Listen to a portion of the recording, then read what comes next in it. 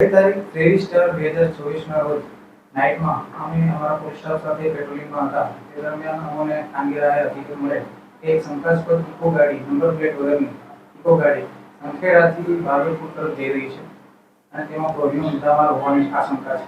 તે આધારે અમે સંખેડા ઓશન નદીના ડાયવર્ઝન પાસે એમની વચમાં હતા. તે દરમિયાન તે સદર્ભ ગાડી, ઇકો ગાડી ત્યાંથી પસાર થતા તેને રોકી ઓર્ડન કરી ચેક કરતા તેમાંથી 299 બોટલ ઇંગ્લિશ દારૂનો જથ્થો કિંમત ₹3,96,773 નો મળી આવેલ હતો.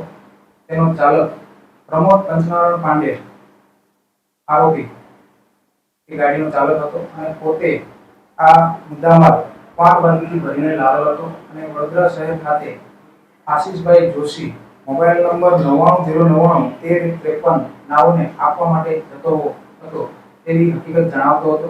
તે આધારે અમે પંચોની રૂબરૂ કાયદેસર કાર્યવાહી કરી તમામ પ્રોહિનો મુદ્દામાલ અને ઇકો ગાડી જપ્ત કરવામાં આવેલ તેમજ આરોપીને જે તે વખતે પ્રમોદ પંચનારાયણ પાંડેને અટક કરવામાં આવેલ હતો.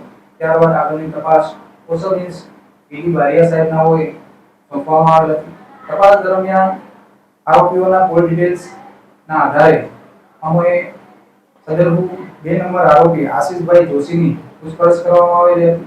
આશીષભાઈ જોશીનાઓએ બી તેમના પૂછપરછ દરમિયાન જણાવ્યું કે પોતે જે આ 99091353 નો મોબાઈલ નંબર છે પોતે જ વાપરે છે અને તેમના પ્રથમ પ્રમોદ પંચનારાયણ પાંડે સાથે કોન્ટેક્ટ કોલ થયેલ હતા તે જણાવેલ હતું.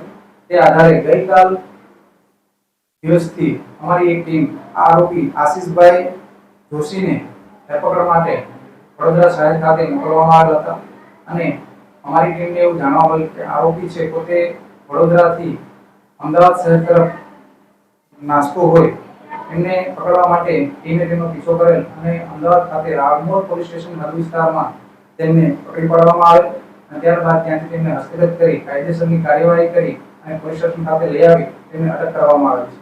હાલ આરોપીની વધુ તપાસ ચાલુ છે.